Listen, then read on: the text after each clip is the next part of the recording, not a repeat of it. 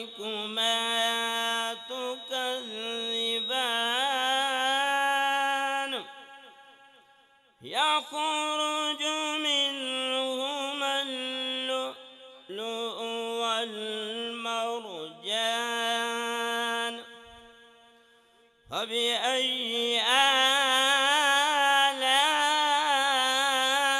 آلاء ربكما تكذبان وله الجوار المنشآت في البحر كالأعلام فبأي آلاء ربكما تكذبان